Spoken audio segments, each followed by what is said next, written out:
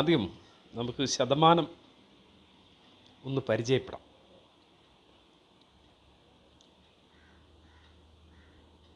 അത് വലിയ പ്രസക്തി ഉണ്ടെന്ന് തോന്നുന്നില്ല, എന്നാലും ഇത്തിരി സിമ്പിളാക്കാൻ വേണ്ടി ഒരു ക്ലാസ്സിന് മുമ്പ് ഒരു ചെറിയ ഒരു അവതരണം മാത്രം കിട്ടിയാൽ. എനിക്കൊരു 5 രൂപ വരുമാനം കിട്ടുമ്പോൾ 1 രൂപ വഞ്ചിയിലിടും, അല്ലെങ്കിൽ സൂക്ഷിക്കും, സേവ് ചെയ്യും എന്ന് കരുതുക, എന്ന് തീരുമാനിക്കാം. അപ്പോൾ 10 രൂപയാകുമ്പോൾ 2 രൂപ അല്ലേ? 5 രൂപ 1 രൂപയാകുമ്പോൾ 10 രൂപയ്ക്ക് 2 രൂപ ഞാൻ സേവ് ചെയ്യും. അതൊരു 20 രൂപയാകുമ്പോൾ 4 രൂപയായിട്ട് മാറും. അപ്പോൾ ഒരു 10 രൂപയ്ക്ക് 2 രൂപ. അപ്പോൾ സ്വാഭാവികമായിട്ട് ഒരു 100 രൂപ കിട്ടിയാൽ നമ്മൾ 20 രൂപ വഞ്ചിയിലിടും. അവിടെ നിന്ന് ബ്ലോക്ക് ചെയ്ത് മനസ്സിലാക്കിക്കോണം. മറിച്ച് 200 കിട്ടിയാൽ 40 രൂപ നമ്മളതിന് വഞ്ചിയിലിടാൻ സൂക്ഷിക്കാൻ പറ്റും. അപ്പം 400 രൂപയാണെങ്കിൽ 80 രൂപ നമ്മൾ സൂക്ഷിക്കും. അപ്പോൾ ആ മിഡിൽ ഭാഗം വന്ന് ഇടില്ലെന്ന 100ൻ്റെ ഭാഗം വന്നപ്പോൾ എത്ര രൂപയാണ് വന്നത്? 20.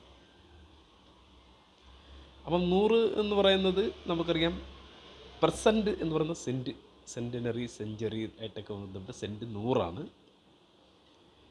അതുപോലെ ശതം എന്ന് ഉദ്ദേശിക്കുന്നത് 100ആണ്. അപ്പോൾ 100 ആയപ്പോൾ 20 വന്നു. 100 രൂപയായപ്പോൾ 20 രൂപ വന്നു എന്ന് പറയുന്നത് അതിനെ ഒരു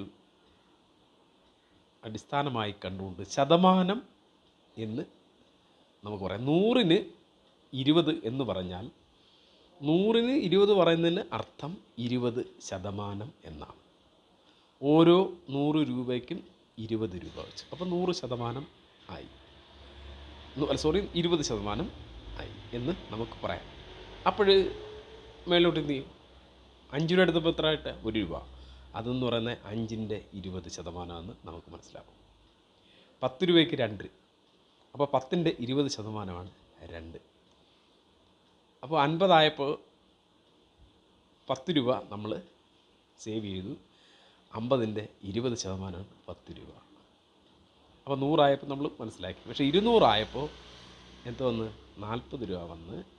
അതുകൊണ്ട് 200ൻ്റെ 20% 40 രൂപ. 400 ആയപ്പോൾ നമ്മൾ 80 രൂപ എടുത്തു. അങ്ങനെയാണെങ്കിൽ ആ 800ൻ്റെ അല്ല 400ൻ്റെ 20% 80 രൂപ എന്നുള്ളത്. അപ്പോൾ അതാണ് ഇതിൻ്റെ ഒരു അടിസ്ഥാനം. നമ്മൾ ഏത് സംഖ്യയെ പറ്റിയാണോ നമ്മൾ ക്ലിയർ ചെയ്യാൻ ഉദ്ദേശിക്കുന്നത്, അത് 100മായി താരതമ്യം ചെയ്യുമ്പോഴാണ് ഈ ശതമാനത്തിൻ്റെ ഒരു പ്രസക്തി അവിടെ ഉണ്ടാകുന്നത്. ഇതുമായി ബന്ധപ്പെട്ട് ചില ചോദ്യങ്ങൾ ചോദിക്കാറുണ്ട്. ചില കണക്കുകൾ അങ്ങോട്ട് ഒരു 100% എന്നുള്ളത് 120%, 150%, 200%, ഇങ്ങനെയൊക്കെ വിവിധങ്ങളായ കണക്കുകൾ വരുമ്പോൾ ചിലർ ചോദിക്കും, 100% ഒരു എൻഡല്ലേ? ഇപ്പോൾ ഏതെങ്കിലും ഒരു പ്രവൃത്തിയുടെയോ ഏതെങ്കിലും ഒരു തരത്തിലുള്ള ഈ പറയുന്ന പ്രവൃത്തിയുടെ എല്ലാം എൻഡെന്ന് പറഞ്ഞാൽ 100% അല്ല. അപ്പം അങ്ങനെ 200% അല്ലെങ്കിൽ 300% എന്നൊക്കെ പ്രസക്തി ഉണ്ടോ?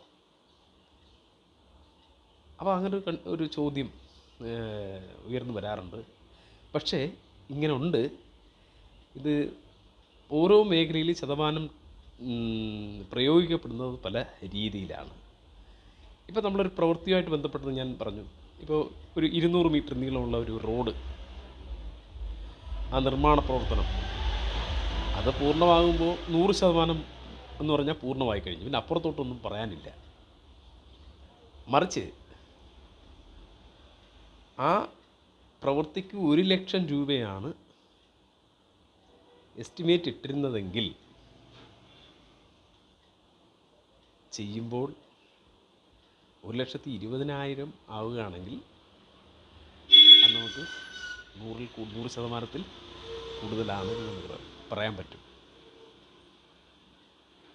അപ്പോൾ സാമ്പത്തികമായി, അതായത് മോണിറ്ററിങ്, പണവുമായി ബന്ധപ്പെട്ട് ശതമാനം കണക്ക് കൂട്ടുമ്പോഴെല്ലാം 100ഉം 200ഉം ഒക്കെ വരും. ഒന്നും ഒരു തർക്കമില്ല. കാരണം ഞാൻ 5 രൂപ ചിലവാക്കി നിർമ്മിച്ച ഒരു സാധനം, അതിനെ വിറ്റപ്പോൾ എനിക്ക് 20 രൂപ കിട്ടി. അപ്പോൾ 5 രൂപ ചിലവായത് 20 രൂപ കിട്ടുമ്പോൾ നോക്കൂ, 3 ഇരട്ടിയാണ് ലാഭം. അപ്പം 5 രൂപ എനിക്ക് ചിലവായത് 10 രൂപ കിട്ടിയാൽ 100% ലാഭമാണ്. കാരണം 5 രൂപ തന്നെ ലാഭം കിട്ടി, ചിലവായതിൻ്റെ 100%. പക്ഷേ 20 രൂപയ്ക്കാണ് വിറ്റെങ്കിൽ ഒരു 5 കൂടെ ആകുമ്പം ഇപ്പോൾ 15 രൂപയ്ക്കാണ് വിൽക്കുന്നതെങ്കിൽ 200% ലാഭം. 20 രൂപ കിട്ടിയപ്പോഴോ 5ൻ്റെ 3 ഇരട്ടിയാണ്. അപ്പം 300% ലാഭം കിട്ടി എന്ന് നമുക്ക് പറയേണ്ടി വരും. ആ തരത്തിൽ അത് നമുക്ക് ഉപയോഗിക്കാം. എന്നാൽ ഈ നേരത്തെ പറഞ്ഞ പണിയുമായി ബന്ധപ്പെട്ടോ അല്ലെങ്കിൽ വേറെ ഏതെങ്കിലും തരത്തിൽ നമ്മൾ ചെയ്യുന്ന ജോലി 100% കംപ്ലീറ്റായി, അത് പിന്നെ മേളിലോട്ടൊന്നും പറയാനില്ല. സാമ്പത്തികമായി കണക്കൂട്ടുമ്പോൾ നമുക്ക് അത് പറയുന്നതിന് പ്രശ്നമില്ല. അങ്ങനെ ശതമാനം അതുകൊണ്ട്. പിന്നെ ഈ നമ്മൾ നിക്ഷേപവുമായി ബന്ധപ്പെടുമ്പോൾ അതിന് വേറെ ഒരു തലമാണ്. നിക്ഷേപവുമായിട്ട് ബന്ധപ്പെടുമ്പോൾ ഒരു ബാങ്കിൻ്റെ നിക്ഷേപം എന്ന് പറയുന്നത് 10% എന്ന് പറഞ്ഞാൽ അതിന് വേറൊരർത്ഥം കൂടെ ഉണ്ട്.